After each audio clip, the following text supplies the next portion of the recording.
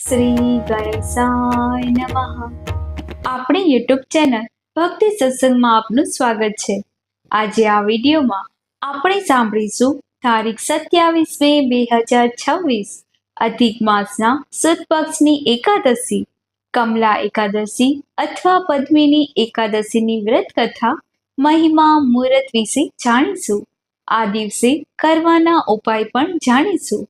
શાંતાકારમ ભુજગશયનમ પદ્મનાભમ સુરેશમ વિશ્વાધારમ ગગનસદર્શનમ મેઘવર્ણમ શુભાંગમ લક્ષ્મીકાંતમ કમલનયનમ યોગભીર્દયાનગમ્યમ વંદે વિષ્ણુ ભવભયહરમ સર્વલોક એકનાથમ. બોલો જગતગુરુ ભગવાન શ્રી કૃષ્ણની જય. સનાતન ધર્મમાં એકાદશીનું ઘણું મહત્વ છે. એમાંય 3 વર્ષે આવતા આ પુરુષોત્તમ માસમાં જે આ એકાદશીનું વ્રત આવે છે તેનો તો મહિમા જ અલગ છે. પુરુષોત્તમ માસમાં 2 એકાદશી આવે છે. પહેલી સુદ પક્ષની જે એકાદશી આવે છે તેને પદ્મિની કે કમલા એકાદશી કહેવાય છે, જ્યારે વદ પક્ષની એકાદશીને પરમાં એકાદશી કહેવાય છે. પરમ કલ્યાણકારી બંને એકાદશી છે. આ એકાદશીનું વ્રત કે જે ભગવાન વિષ્ણુને અત્યંત પ્રિય છે, કારણ કે એકાદશી મૈયા જે છે તે ભગવાન નારાયણમાંથી જ પ્રગટ થયેલા છે, શક્તિ સ્વરૂપા છે. માટે એકાદશીનું મહત્વ ઘણું છે. એકાદશીના દિવસે જે ભક્તો વ્રત ઉપવાસ કરે છે, સ્નાન દાન જાપ કરે છે, કહેવાય છે કે તેને વૈકુંઠ ધામની પ્રાપ્તિ થાય છે. ભગવાન નારાયણના દૂતો તેને અંત સમયે લેવા આવે છે.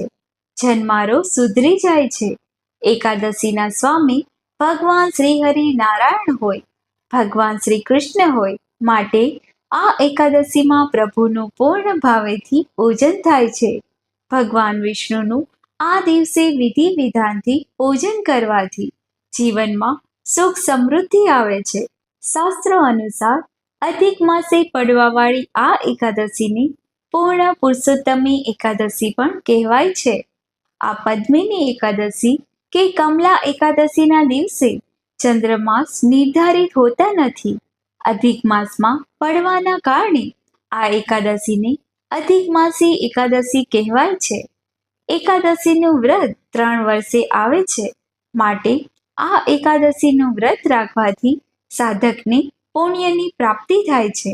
સૌપ્રથમ આપણે આ એકાદશીના મુહૂર્ત વિશે જાણી લઈએ કે એકાદશીની તિથિ ક્યારે પ્રારંભ થાય છે અને એકાદશીમાં આપણે પૂજન ક્યારે કરવાનું છે. પ્રભુની કૃપા પ્રાપ્ત કરનારી આ અધિક માસની એકાદશીનો પ્રારંભ થાય છે તારીખ 26 મે 2026 સવારે 5:10 જે આ તિથિ સમાપ્ત થાય છે તારીખ 27 મે 2026 સવારે 6:21. ઉદયા તિથિ અનુસાર હંમેશા એકાદશીનું વ્રત રાખવામાં આવે છે. એટલા માટે આ એકાદશીનું વ્રત તારીખ 27 મે 2026 બુધવારે રાખવાનું રહેશે. એકાદશીના પારણા તારીખ 28 મે 2026 સવારના 5:58 થી લઈને 7:56 સુધીમાં કરવાના રહેશે. આ એકાદશીમાં આપણે ભગવાનનું વિધિ વિધાનથી પૂજન કરવાનું હોય છે.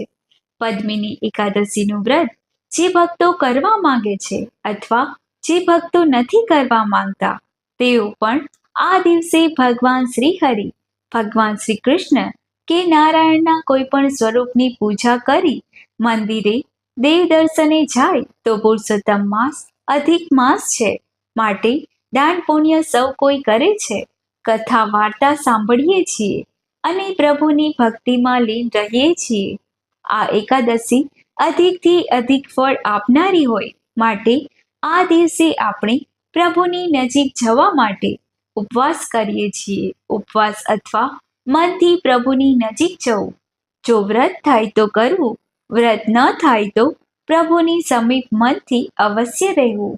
બુદ્ધિ પ્રભુમાં જોડવી અર્થાત કથા મહાત્મય સાંભળવું, ભજન કીર્તન કરવું અને પ્રભુની ભક્તિમાં લીન રહીને દાન પુણ્ય કરવું.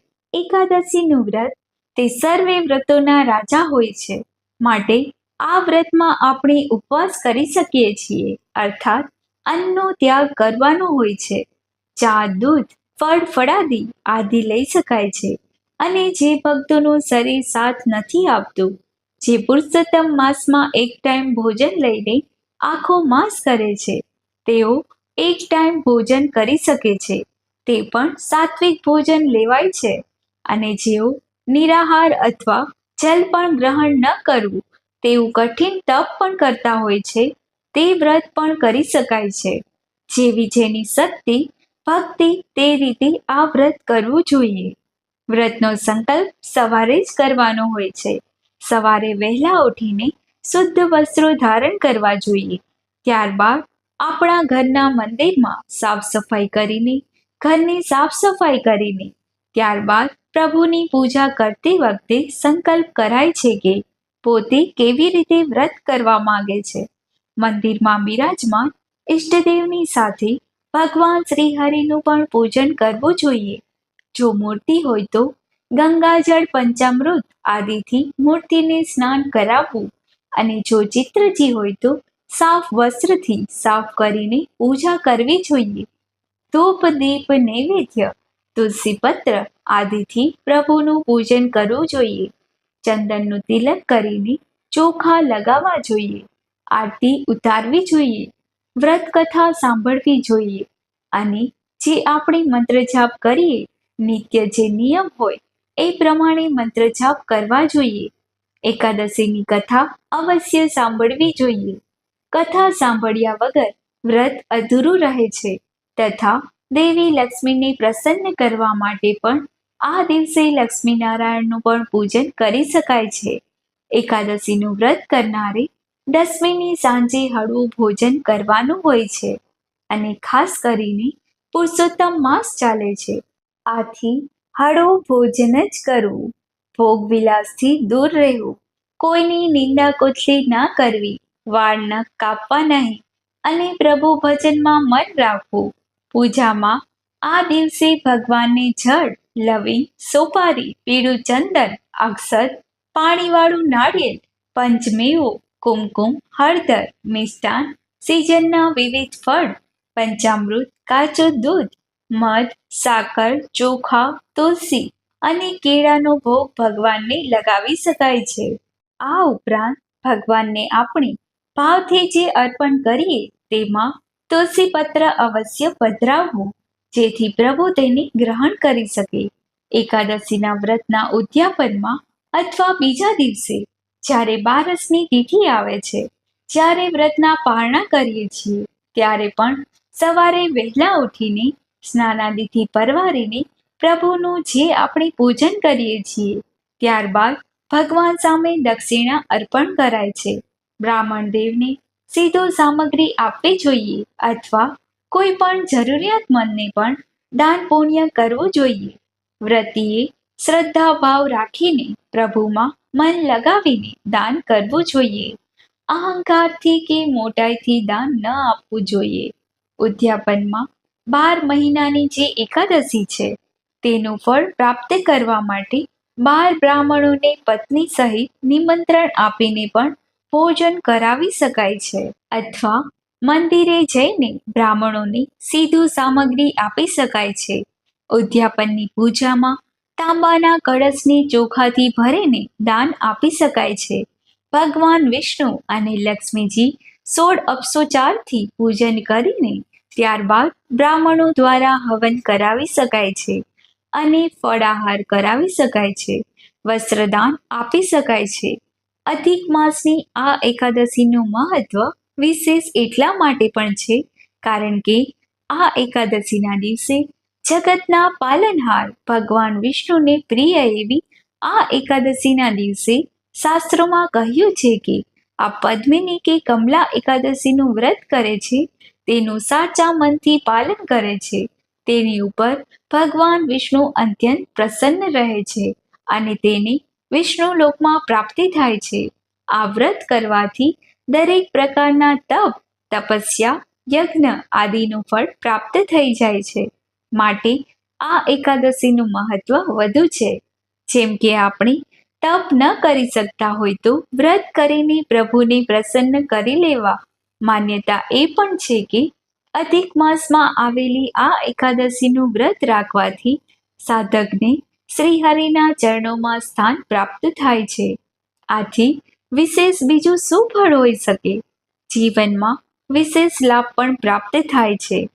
આપણા ઋષિમુનિઓએ પાપ પુણ્ય સ્વર્ગ નર્ક આદિનો વિચાર ધ્યાનમાં લઈને મનુષ્યને સારા માર્ગે ચાલવા, સારા કર્મો કરવા માટે વ્રત જપ તપ ઉપવાસનું જે સૂચન આપેલું છે તેમાં એકાદશીનું મહાત્મય ઘણું મોટું છે. દર માસમાં કુલ 2 એકાદશી આવે છે, સુદ પક્ષ અને વદ પક્ષ. આમ વર્ષની કુલ 24 એકાદશી થાય છે. જ્યારે પુરુષોત્તમ માસ આવે છે ત્યારે 2 એકાદશી એ માસની કુલ 26 એકાદશી થાય છે. આ 26 એકાદશી જો આપણે ન કરી શકીએ તો દેવ ઉઠની એકાદશી અને દેવસયની એકાદશીનું વ્રત અવશ્ય કરવું જોઈએ. અને એ પણ ના થાય તો પુરુષોત્તમ માસની બંને એકાદશી, સુદ પક્ષની અને વદ પક્ષની એકાદશીનું વ્રત અવશ્ય કરવું જોઈએ. ભગવાન નારાયણની કૃપા પ્રાપ્ત થાય છે. ભુક્તિ અને અંતમાં મુક્તિ પ્રાપ્ત થાય છે. એવી આ મહા એકાદશી છે. મિત્રો, આપણે સાંભળ્યું આ અધિક માસની એકાદશીના મહાત્મય વિશે તથા મુહૂર્ત પણ જાણ્યું, પૂજા વિધિ પણ જાણી.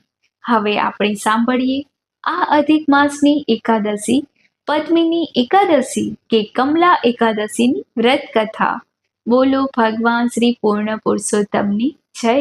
એક વખત યુધિષ્ઠિરે ભગવાન શ્રી કૃષ્ણને પૂછ્યું, હે પ્રભુ, અધિક માસ કે પુરુષોત્તમ માસની શુક્લ પક્ષની એકાદશી કઈ છે? એટલે કે તેનું નામ શું છે? તેમજ તેનું વિધિ વિધાન કયું છે તે આપ મને જણાવો. ત્યારે ભગવાન શ્રી કૃષ્ણએ યુધિષ્ઠિરને કહ્યું, હે રાજન, અધિક માસમાં શુક્લ પક્ષની એકાદશીનું નામ પદ્મિની કે કમલા એકાદશી છે. તે દિવસે જેને ઉપવાસ કર્યો હોય તે વૈકુંઠ ધામની પ્રાપ્તિ કરી શકે છે. તે મહાપવિત્ર અને પાપોને નાશ કરનારી એકાદશી છે. તે ભોગ અને મોક્ષ આપનારી એકાદશી છે. ભગવાન શ્રી કૃષ્ણ યુધિષ્ઠિરને કહે છે, હે રાજન, તેની વ્રતની વિધિ હું તમને કહું છું, તે પણ સાંભળો. દસમની રાત્રિએ જ કાસો, અડદ, મસૂર, ચણા, કોદરા, સામ, મધ, પારકું અન્ન, કોઈ પણ ક્ષાર કે મીઠું આ 10નો ત્યાગ કરવો જોઈએ. તે દિવસે હવિષ્યાન એટલે કે સાત્વિક અનાજ જમવું જોઈએ. દસમના દિવસે જ જમીન ઉપર કંઈ પણ પાથર્યા વગર સૂવું જોઈએ અને બ્રહ્મચર્યનું પાલન કરવું જોઈએ. 11ના દિવસે સવારે વહેલા ઉઠીને મળ ત્યાગ કરીને દાંતણ ન કરવું, પણ 12 કોગળા કરીને પવિત્ર થઈ જવું, એટલે કે સ્નાન વિધિ કરવી. સ્નાનમાં વિધિપૂર્વક ગાયનું છાણ, માટી, તલ, દર્પ લઈને પવિત્ર થઈને આમળાના ચૂર્ણ વડે શરીરના બધા ભાગે સ્નાન કરવું જોઈએ. પછી સફેદ અને પવિત્ર અખંડ વસ્ત્ર પહેરવું જોઈએ. તે પછી રાધિકા સહિત શ્રીહરિની પૂજા કરવી જોઈએ. તેમજ પાર્વતીજી સહિત ભગવાન ભોળાનાથની પૂજા કરવી જોઈએ. પછી તેમની સમક્ષ ભક્તિપૂર્વક નૃત્ય જ્ઞાન ભજન કરવું જોઈએ. આ દિવસે કોઈ દુષ્ટ વ્યક્તિ સાથે વાતચીત ન કરવી જોઈએ. તેઓને સ્પર્શ ન કરવો જોઈએ. જૂઠું ન બોલવું જોઈએ. રજસ્વલા સ્ત્રીએ પ્રભુનું મનમાં સ્મરણ કરવું, પરંતુ પૂજન ન કરવું. બ્રાહ્મણ કે ગુરુની નિંદા ન કરવી. પુરુષોત્તમ કે અધિક આ શુક્લ એકાદશીને નિર્જલા વ્રત પણ કરી શકાય છે. અગર જળપાન કે દૂધ પીને પણ કરી શકાય છે. ગીત વાદન સાથે સૂર્યોદય સુધી જાગરણ કરવું. જો ઘરમાં કોઈ વ્યક્તિ મૃત્યુ પામે તો પણ એકાદશીના વ્રતનો ત્યાગ ન કરવો જોઈએ, જેથી આ વ્રતનું પુણ્ય જો મૃત્યુ પામનારને આપવામાં આવે તો તેને સ્વર્ગલોકની પ્રાપ્તિ થાય છે. સવારે સ્નાન કરીને પૂજા કરવી, પછી વિધિ પ્રમાણે બ્રાહ્મણોને જમાડવા. બ્રાહ્મણોને દાન આપવું. પછી ભગવાન શ્રી કૃષ્ણ આ એકાદશીની કથા કહેવા લાગ્યા. ભગવાન કહે છે, હે રાજન, હવે સાંભળો તમે આ એકાદશીની કથા. કૃતવેર્યના પુત્ર સહસ્રાર્જુને રાવણને કેદખાનામાં નાખ્યો. તે જોઈને રાવણના પિતા પુલસ્ય ઋષિએ રાજા સહસ્રાર્જુનને પ્રાર્થના કરીને રાવણને છોડાવ્યો. આ સાંભળીને નારદજીએ તે વેળાએ મુનિશ્રેષ્ઠ પુલસ્યજીને પૂછ્યું, હે ઋષિવર, રાવણે ઇન્દ્ર સહિત સર્વ દેવોને જીતી લીધા હતા અને રાવણ યુદ્ધ કરવામાં પણ કુશળ હતા, છતાં સહસ્રાર્જુને તેને કેવી રીતે જીત્યા? નારદનું આ વચન સાંભળીને પુલસ્ય ઋષિ નારદજીને કહેવા લાગ્યા, હે પુત્ર નારદ, કાર્તવીર્ય સહસ્રાર્જુન વૃતાંત હું તને કહું છું, તે તું સાંભળ. હે બ્રાહ્મણ, પૂર્વ ત્રેતાયુગમાં મહિસ્મતી નગરીમાં ઘણા જ મોટા કૃતવેર્ય નામના રાજા થઈ ગયા. એ હૈ વંશી રાજાઓના કુળમાં જન્મ્યા હતા. એ રાજાની પ્રાણ સમાન પ્રિય 1000 સ્ત્રીઓ હતી, પરંતુ તેઓમાં રાજ્યની ધુરા ધારણ કરે તેવો એકે પુત્ર એ રાજાને ત્યાં થયો નહીં.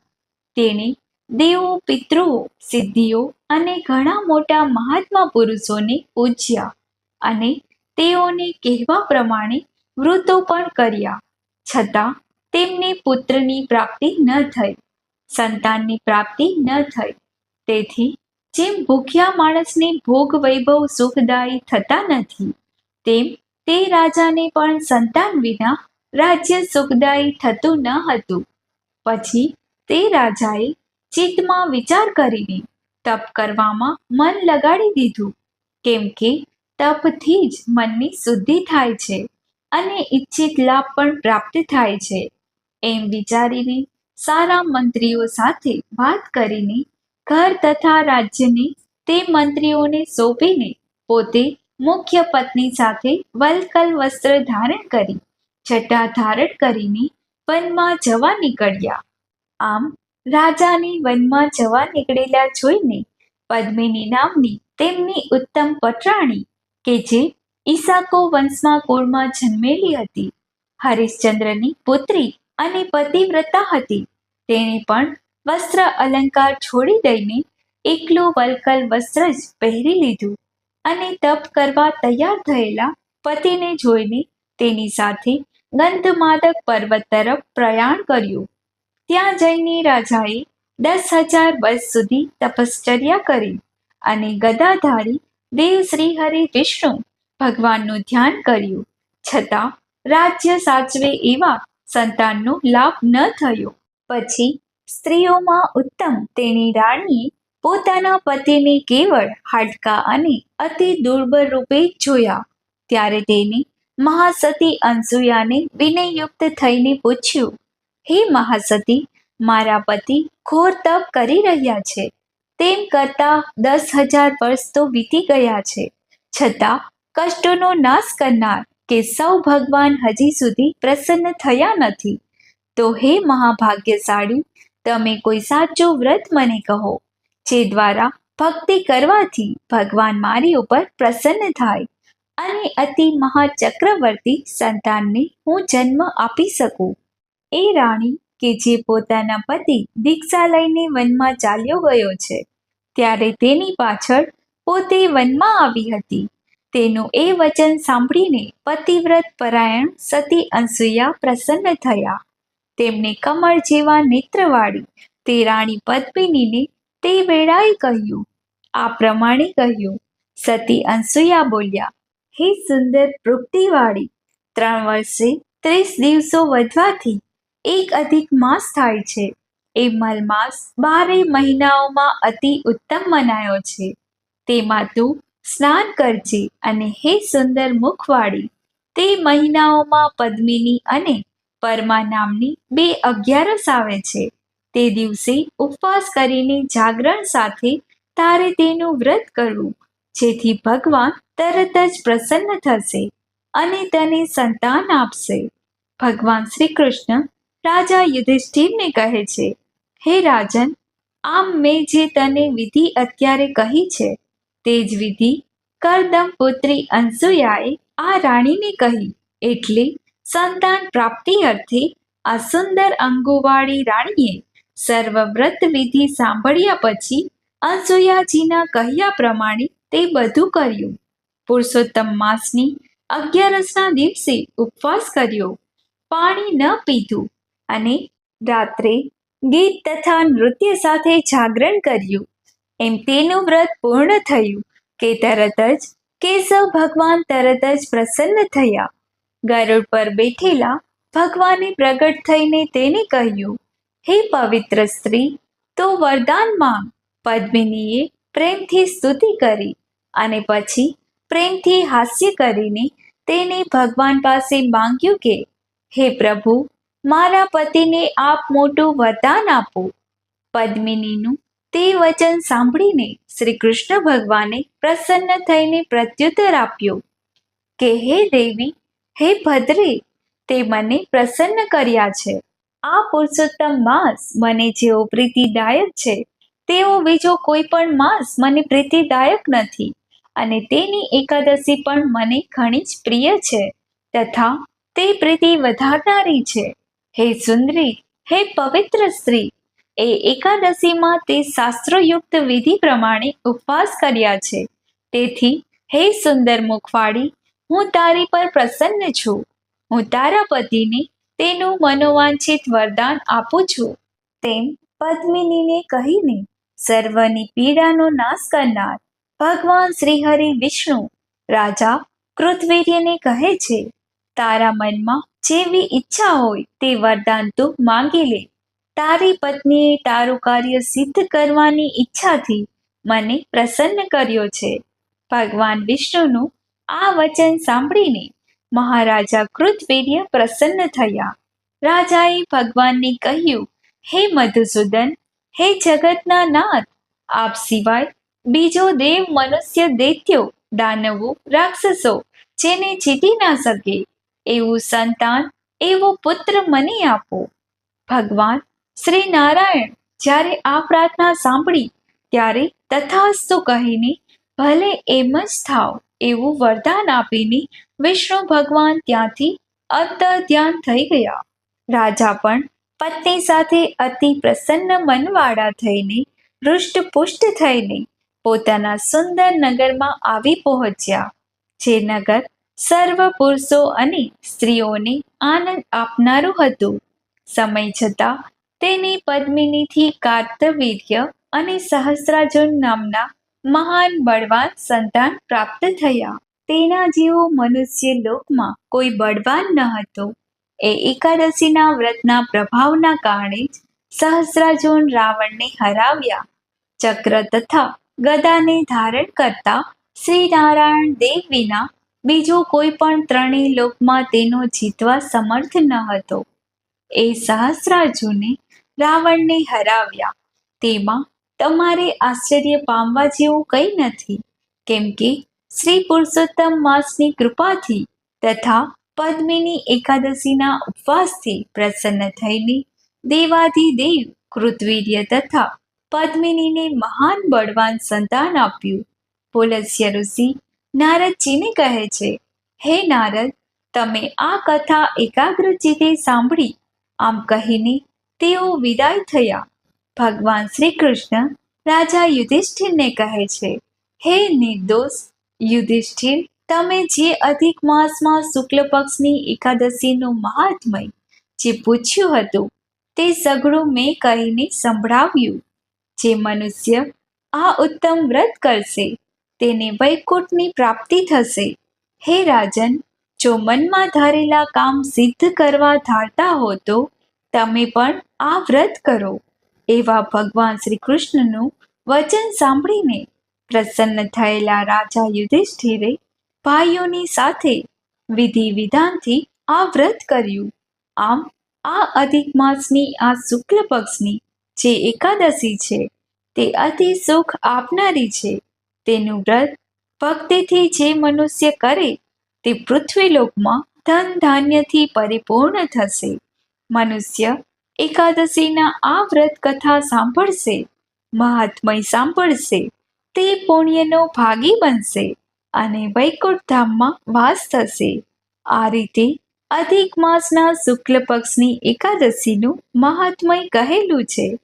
બોલો ભગવાન લક્ષ્મીપતિ શ્રી હરિનારાયણની જય. અધિક માસના શુક્લ પક્ષની એકાદશીના દિવસે વ્યતિપાત યોગ પણ છે, જેમાં સ્નાન દાન જપનો મહિમા 1,00,000 ગણો દર્શાવવામાં આવ્યો છે. માટે આજે 27 મે 2026ના દિવસે વ્યતિપાત યોગ હોય. જે ભક્તો પુરુષોત્તમ માસનું વ્રત કરે છે, સ્નાન દાન જપ કરે છે કે નથી કરતા, તેઓ પણ આ વ્યતિપાત યોગનો લાભ અવશ્ય ઉઠાવે.